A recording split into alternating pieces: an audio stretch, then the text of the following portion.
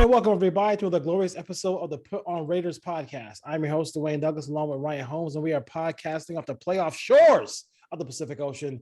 Beautiful night out here in Southern California. And the Raiders actually close the deal and make the playoffs. They will take years off your life in the process, but they made the playoffs, and they made the playoffs they weren't like the seventh seed. They made the playoffs as if it was a regular season without the extra playoff. So and the 18 weeks. So good job by the Raiders. I'm not gonna criticize the quarterback. I'm not gonna criticize anybody right now. This is just a victory Monday, if you will, to get ready for a Saturday game, Ryan, in the frigid temperature of Cincinnati this week. No, definitely. It's on to Cincinnati. The Raiders earned this. They're the fifth seed, Yes, so they're the highest wild card. Yep. They go to Cincinnati because Cincinnati lost to Cleveland. But, when this team had to make plays when their back was against the wall, they blew the lead. They did it. They got 2 field goals in overtime.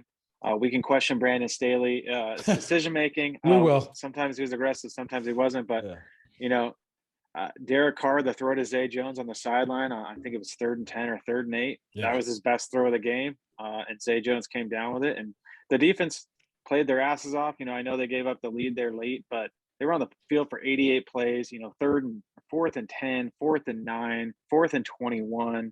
Yeah, there's some defensive play calls we can question, but, Justin Herbert just has an incredible arm and made some incredible throws and fit throws into tight windows. But at the end of the day, this team, they could have folded it up at that point.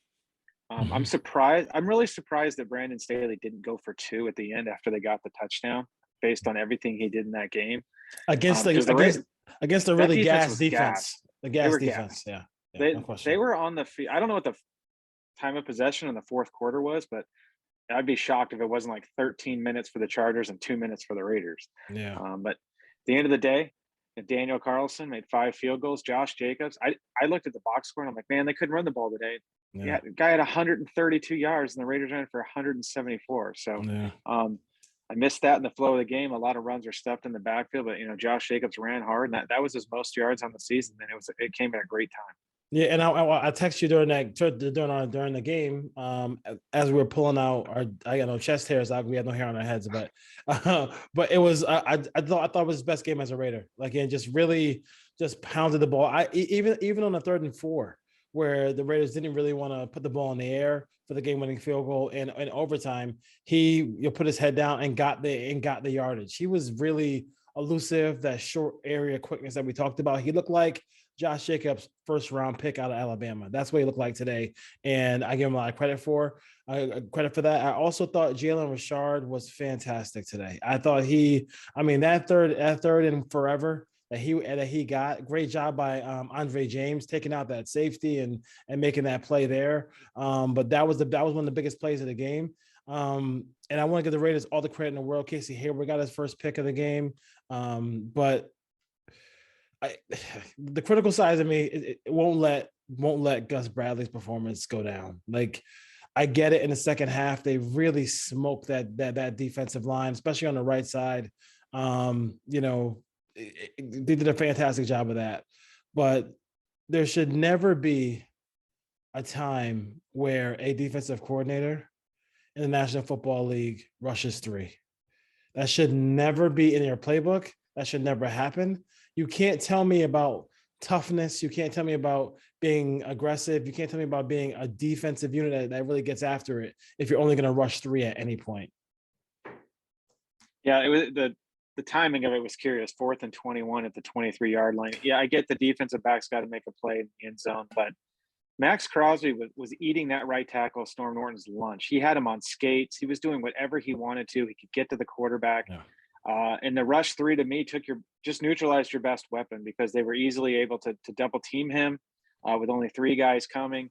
Gave Herbert all day to step up and make that throw. That's on Gus Bradley. Even in overtime on the 4th, or maybe it was the drive right before overtime.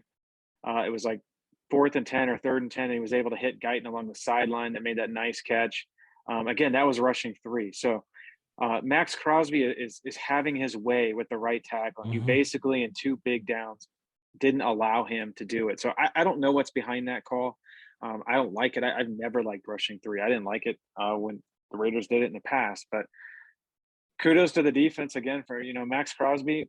I don't know what the numbers are going to say. I know it was 2 sacks. I have no idea how many pressures he had in this game, but what he was able to do in the fourth quarter and overtime, I know they scored touches in those drives, but the way that he was able to get in the backfield and consistently get to the quarterback and affect plays when he was on the field, he had to have played 80 snaps in this game. That is crazy. The motor that Max Crosby has.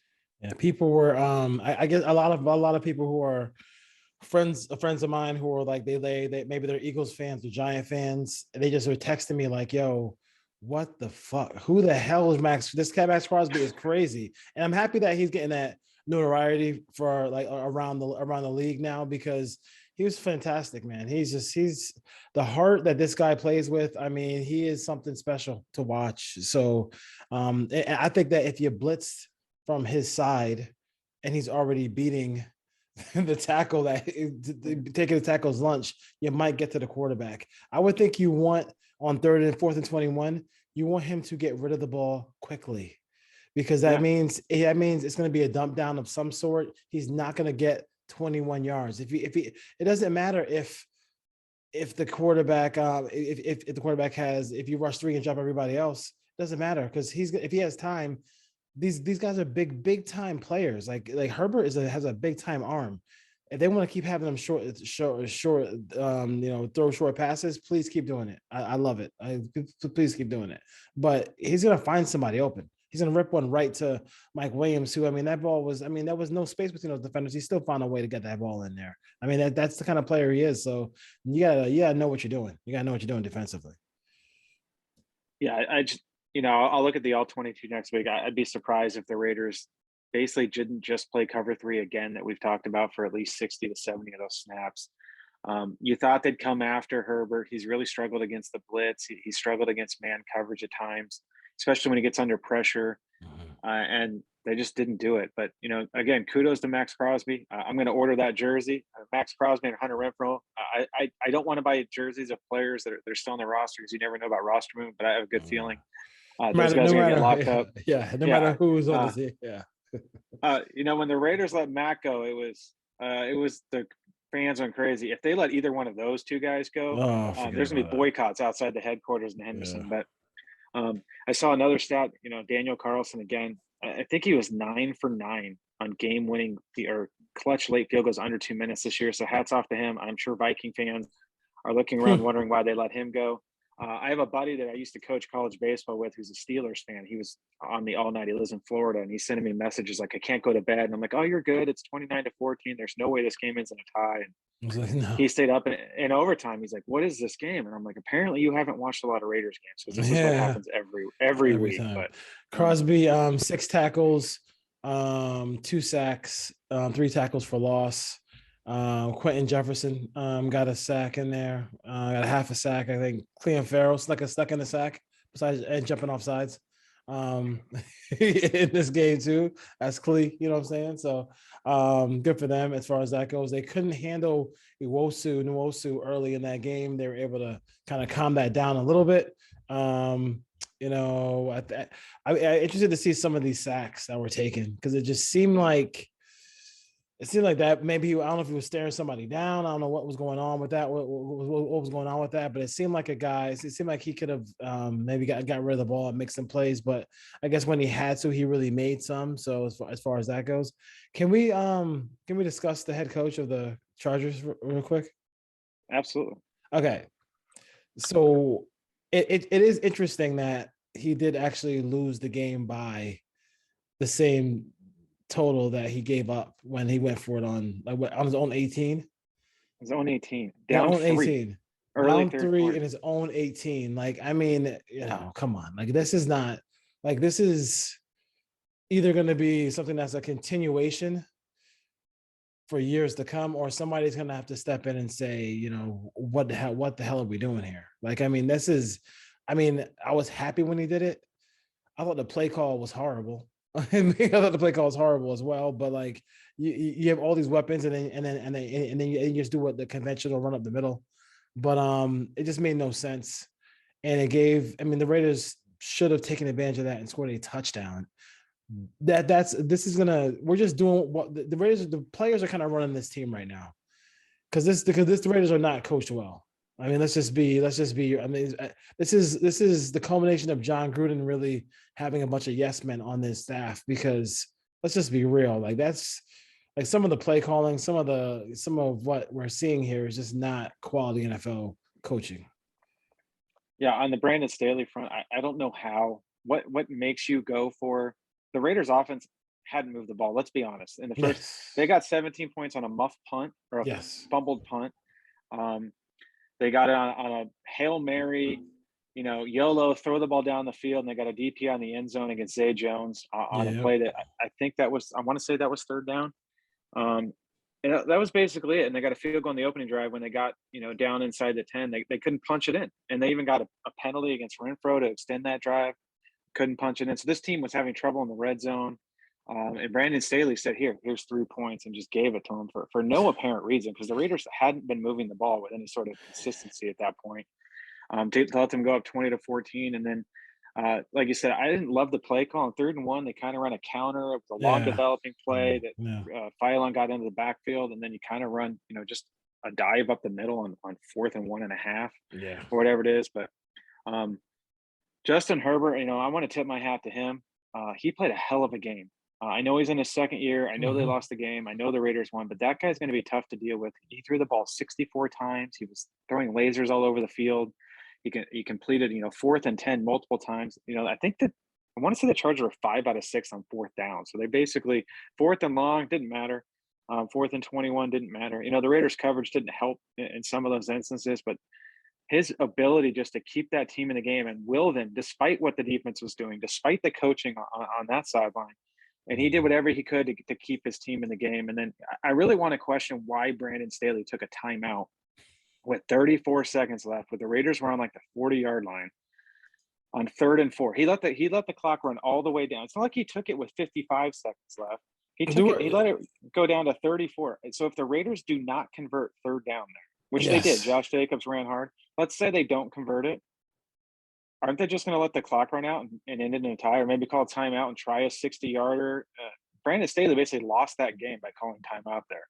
Because I don't think the Raiders had any intention of continuing to put the foot down there. They probably let that clock run all the way down, and Carlson has to kick a long field goal. But he did, thankfully for the Raiders, and the Steelers fans rejoice. And I sent a tweet out. So anyone listening to this, check my Twitter. Retweeted about Steelers fans donating to Daniel Carlson's charity of choice. Daniel Carlson kicked them into the playoffs. So I know Bills fans are good at raising money. I'd love to see that tweet take off and some money raised for Daniel Carlson's charity of choice, which someone responded to this, the Boys and Girls Club of Southern Nevada. So okay, cool. Hopefully they get some money coming in Daniel Carlson's name. So the Raiders had a double dip here. So like the Steelers, we helped the Steelers make the playoffs, and we actually beat the Steelers this year on top of it. So so it was that too. My sister, who was a Steeler fan, was texting me black and yellow hearts like 25 times. I'm like, great. I mean, could we? Whatever. You guys are gross. I can't say the Chiefs are gonna run them out of the building. You're gonna probably wish that Huntley didn't throw that interception. As far as that goes, so we criticize. We don't criticize Carr. We criticize Carr when he plays bad, and we praise him when he plays good. I mean, that makes you a hater, I guess, when you do that. But what do you think they're feeling right now in Indianapolis? I mean, that is a tough spot when you make a bad move to get a quarterback, and then that quarterback's not the guy, and there's no way out of getting another quarterback. I mean, there's no other options there in Indianapolis.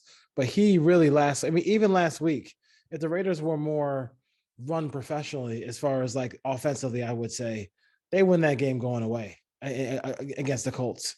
They go to Jacksonville. I know they haven't won there in a long time, but Jacksonville the previous week, and I always say this to people, like, ignore when somebody gives up those big totals. Athletes can forget about that real quick. They forgot about that. They were able to beat the Colts. And they didn't just beat the Colts; they smashed the Colts 26-11. Smashed them. It was never close. It was never close. It was absolutely horrible. I mean, I have no words for what's going on in Indianapolis right now. That's a real tough spot for them to be in. Yeah, I think if you sit back, Derek Carr, like we said, made that great throw to Zay Jones. He missed Waller, what probably should have Oh, been a touchdown to end the game.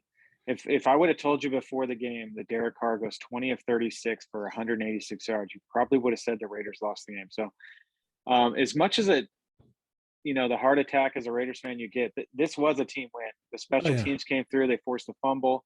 The defense came up with stops they need to. Carr put some drives together. They're late when he needed to in overtime. Um, Brian Edwards siding, he led the team with 63 yards. I thought it was interesting that Waller and Renfro just couldn't really get going, other than Renfro's 2 touchdowns in the red zone. So I'm going to love to see what the Mariota L22 looks was like. yeah, man. Mariota was Yeah, 4 for 23. I mean, the Chargers made a great play to keep him out of the end zone. yeah, Shoestring that tackle on shoestring that tackle. one. That was the tough play there, but I just I really felt like one of the plays that really turned the game was that. I mean, if they that the Jalen Richard play. I mean that run. I think that run really kind of helped the Raiders dramatically in that situation because it was clearly I'm not sure what I don't Carr couldn't really argue that point um of throwing the ball out of bounds. I mean, he was not. That was no. It was he threw it way out of bounds. He wasn't outside the tackle box. That was a bad play by Carr. I thought the one thing that Basaccia did in the end of the first half is like you got to get point. I mean, you always have to be thinking you can get points, especially with. I mean, Carr has done that a lot. Like I remember last couple of years ago at the end of the and then the first half in a Patriot game, they were able to score like 30 points, 30 seconds left with like one timeout, and they end up getting a touchdown, something like that. So you got to get points there, especially with Daniel Carlson inside. You get a first down there. You get a couple first downs, maybe a defensive penalty. That first half, you can't just kneel that, right? Um, Or Yeah, you I mean, there's only disagree. 10 seconds left. You had one timeout. I don't know. They're on like the 40-yard line. If they get, a 15-yard play, then yeah, they're in range for a long field goal. They were fortunate at that point to have a 17-14 lead. So I think, Versace was just okay with the lead going into halftime. So I didn't really hate that. I do want to, I know I might take some flack for this, but I thought Brandon Parker held up fairly well. Again, this guy's a fringe player. He's a backup player for a reason. Let's stop trying to talk about him as an all pro. I thought he did pretty good against Joey Bosa for the most part. You saw how the troubles that Storm Norton had with Max Crosby. You didn't see Joey Bosa wrecking this game. I know he had a sack, but the fumble recovery, I don't know how Brandon Parker was able to get that fumble by Carr with about 3 minutes left in the game back, but he did. So he recovered that fumble. And Greg Olson, I don't know what the Mariota package is if you're not going to let him throw it. I don't understand why you're running a double reverse to a tight end with a bad knee in the red zone. I don't understand why on a drive where you get the ball back up a touchdown with 4 minutes left and you get an 8-yard carry off that kind of Yeah. motion where Renfro goes in motion and he keeps and goes up the middle. Why on 2nd and 2 you're running the ball wide? Just run the ball down their throat. Stop Yeah. getting cute. I don't know where he dreamed up those plays because they suck and they should be out of the playbook next week. I don't want to see those plays. It's okay to let Mariota throw the ball when he's on the field because you saw on some of those plays the defenders were just crashing down the line of scrimmage. One of them, Foster Moreau, was wide open, Yeah. which easy touchdown. I would believe it was an RPO, but the ball was handed off. But I like the creativity with Mario. I hated some of the play designs they ran, and then just Just give once it they to got him. in the red zone, this offense just bogged down again. Fortunately, they got in the red zone quite a bit because Brandon Staley just wanted to let them do that. So, Yeah. um, but again, enough Talk everything about that they needed to do to win the game, talk they did. about but talk about not knowing if you're Staley, talk about not knowing your opponent. My God. Like they have not the Raiders have not been a prolific offense in a long time. Ever since I mean that potential kind of left. I mean, the last time they had a really good game offensively, I think where I felt happy and satisfied was probably the Eagles game, and that seemed like it was last season. It doesn't even seem like this year. I mean, That was I'll week tell. 8. Yeah, I was telling somebody. I was in the spaces today, with Raider Rich and them, and they were. And he was just saying. I was just saying. I was like, doesn't the Eagles game feel like it was like a year ago. It was like it feels like a year ago as far as that goes. But they moved it around. A good. I thought some of these catches by Edwards. He almost had a sick one-handed Moss catch on the touchdown there. I mean, possible touchdown there as far as that goes. But I mean, they don't have. I think they have a problem with this offense is they don't seem like they're ready to go. Like if it's a quick change turnover, they're not ready to go. If it's the 2-point conversion, which they should not have gone for. I mean, you should have kicked. Shouldn't have. Yeah, you let them chase you, and then go up 16, and let them score 2 touchdowns and 2-point conversions, and then they probably would have in this game. But can I make a comment on that? Yeah, go ahead. So analytics, I understand it. I understand you want to go up. At the time, it was a 12-point lead. You want to go up 2 touchdowns to 14, but you have to, at the juncture of the game, understand, 1, you're at home, 2, you have the lead by double digits, and 3, there's still a ton of time left in that game. But you have to figure out what's the next score. Everyone always looks at go from 12 to 14. I always look ahead. Okay, what happens if I get a field goal? Yes. What's the score going to be? So getting to 13 means that if you are the one to score next to kick a field goal, they have to get 2 touchdowns and 2 2-point conversions. I didn't second get that. I was texting that to you and my brother and groups online. Like, you're at home. You have a double-digit lead. Let them chase you. That was a terrible call. And the play design, it was actually supposed to be like a hook and ladder, where Renfrow was supposed to flip the ball back to Jacobs, but there was 3 receivers over there, and there was so much traffic that he never had an opportunity to do that. Again, it's a cute play call and design. None of those plays worked for the Raiders in this game. They need to throw those cute plays out of the playbook and just execute. Yeah, exactly. So we'll see what happens in Cincinnati next week. I actually kind of like that matchup. I think of Kansas City, Buffalo, and Cincinnati. Cincinnati is the team you want to play. You want to play. No question. Joe Burrow might be dinged up. He didn't play this week. That offense did not do anything. I know they didn't have their quarterback, but the Raiders have already game planned against them, so they have a heads up this year. To me, this is back on Bradley. Like, if he's just going to come out and play cover 3 and give up the flats and the short stuff, this team's going to have a hard time getting turnovers, because the quarterbacks know exactly what they're going to be in and what's open and who they can go to. So unless the offensive linemen are winning in 2 seconds, or the defensive lineman, it's really hard to create turnovers in this style of defense if the quarterback doesn't try to force the ball. And Chris Collinsworth had they had like a little cut up real quick where they showed Herbert go from check 1, check 2, check 3, and then it was a touchdown to Eckler. The quarterback should never be able to get the check 3. I mean, that's just, you cannot let him get to his 3rd check when he's going through his progressions. You can't let him get to his 3rd one. That just means you're not being aggressive enough defensively. And they have people who I think, send Diablo, send Merrick, send Hobbs. Like, you got to come on. I think I saw 5 maybe once or twice. I can see why people are frustrated with it, because if you just send it just a little bit more, with more frequency, I mean, you're going to get turnovers. I mean, he turned the ball over today. I mean, he threw the ball 64 times, so he should have turned the ball over at least once. But I mean, they could have got more turnovers in this game, because Crosby was there. He was there. And if he had to step up in the pocket, something like that, I mean, those plays would have been nice. Defensively, if they got more turnovers, but this defense it is what it is. I mean, it's just, they get stops, and the offense didn't really compliment them, because Carlson had 5 field goals today. They really, I mean, they didn't need to even have 5 field goals today. That game, you get the ball on the 18-yard line, get the ball. They scored a touchdown after the 1st and goal at the 4 and got a field goal. Well, Johnson did a great job of getting that, not only getting that fumble, but he was grabbing that dude. He was not letting the punt returner get that kickoff return or whatever, get that ball. He's making sure that he stood him up to make, and Diablo had a nice recovery there as far as that goes. Crazy game. Anything else you want to talk about with this game? I mean, the quick reactions put on Raiders podcast.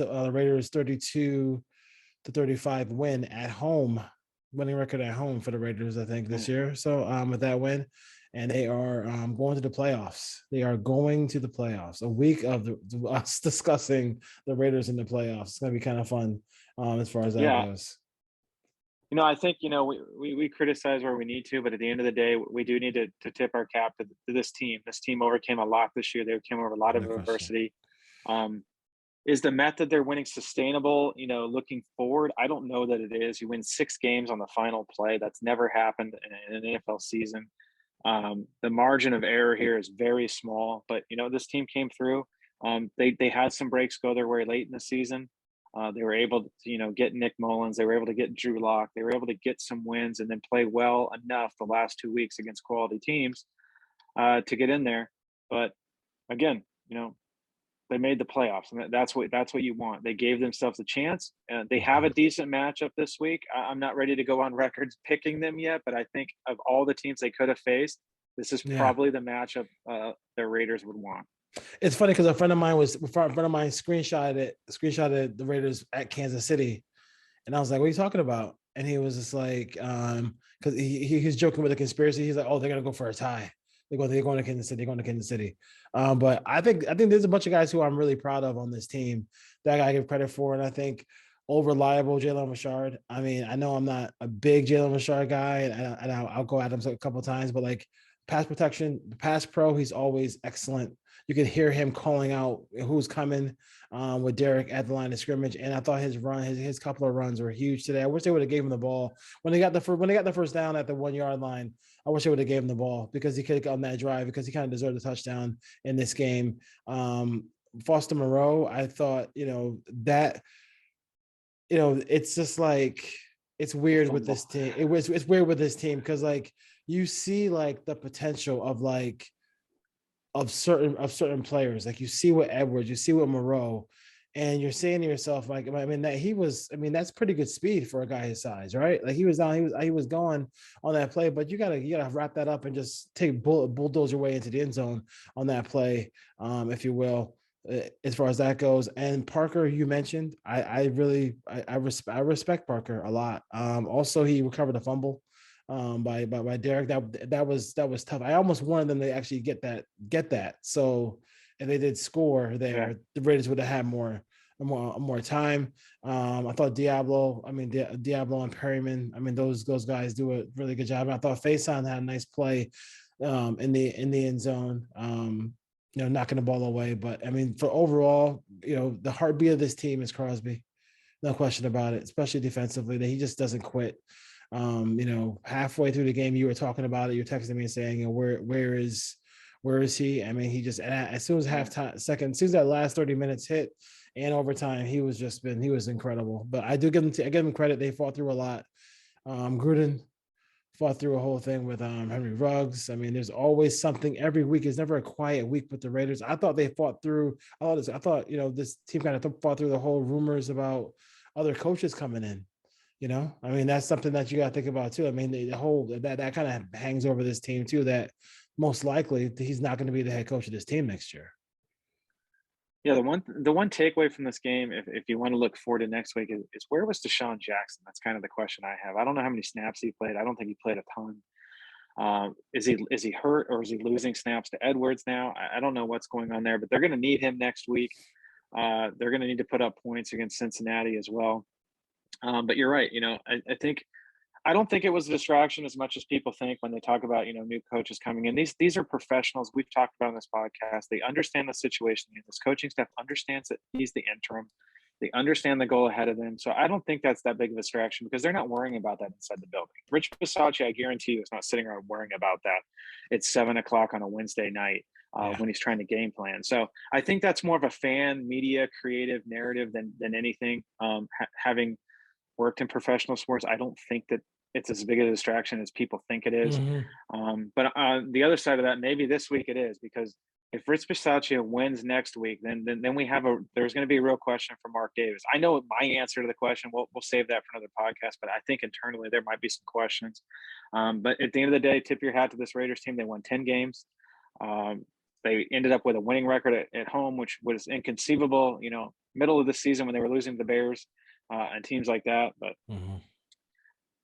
10-7, playoff. 10-7, 10-7, I mean, 10-7. my wife Yeah. was sitting out there. We've been married 16 years. And they said this is the second time they made the playoffs since 2012. And she looked at me. She's like, "Are you serious? Second time?" Yeah. And I'm like, "Yeah, 2016 when Carr Yeah. broke his leg. When my daughter and I went to San Diego to watch the when they clinched the playoffs. That was the Yeah. last. Those are the only 2 times in my entire marriage in 16 years. So That's my wife crazy. was kind of taken aback by that stat. She was like, "Wait a minute, holy smokes!" Yeah. Early weather looks like in Cincinnati, snow. Yeah, I looked at plane tickets. They're about $600. So the weather was what I was going to do later tonight. So if it's snowing, I Yeah, don't know if I'm making that trip. it's snow. It's snowing, but I do think that I do think the snow, it's if it's not nice weather, they're a fancy smashy throw the football down the field team. So that's something to think about too in this game. If the wind is going to be a factor, all those things like that is something. And Burrow wants to throw the ball down the field. He does not want to check it down. He will, but I mean, but you saw the first time they played, he wants to throw the ball down the field. So we'll have to see what happens there. We got some stuff, some good stuff for you this week. Thank you for going. We going riding with us during this time period. We had last year, this season with the Raiders. Really a lot of downloads, a lot of questions coming up about this game. So we'll definitely hit that up during the week on the Put on Raiders podcast. Raiders win in the playoffs. Anything else you want to roll through here before we get going? No, that's about it. I'll probably be. I'm exhausted. 3 hours. My heart won't start. I feel like I played. I'm like so exhausted, and so I was trying not to get. I tried most games. I try to be as even keel as possible, but it was just like, dude. Once they went up 29-14, I'm like, yo, it's like that's when the stress actually began. It's true. I was Yeah. I was fairly calm from once they're up 10-0, even when they fell behind. I was pretty calm until about the 7-minute mark of the fourth quarter, and then it was it was bad, but they were able to hold on and win. So that's all that matters. Just win, baby. They found another way. They found another way, and they keep doing it. And like I said, I hope. Well, I'll say that for another podcast. I won't say anything. Yeah. Good job. Bisaccia did something that a lot of coaches have not been able to do with the Raiders, and that's take them to the playoffs. And then I think when we took over, we took over, they were 3-2, right? Yeah, 3-2. So they ended up 7-5. 7-5. So you know what? Hey, the guy did a good job. Good for him. I can't wait to go back and watch these press conferences. I'm off tomorrow, so I will have plenty of time to kind of go over some Raider stuff and for you guys too as well. And also check out Sports Time HQ. I'll have a story about this game on that website, and also there is another site I will be writing for as well. So I'm just keeping busy, and then Student Body Right podcast coming out, and then Ryan will be on this podcast, and he'll also be on the Full Press as well. Yep. So Full Press as well. So we're all over the place. A whole lot of Raider content, a whole lot of football content for you. I'm not ready to talk drafts and Senior Bowl yet. Raiders win. Not yet. Raiders win. Raiders win. All right. See you next time. All right. Take care.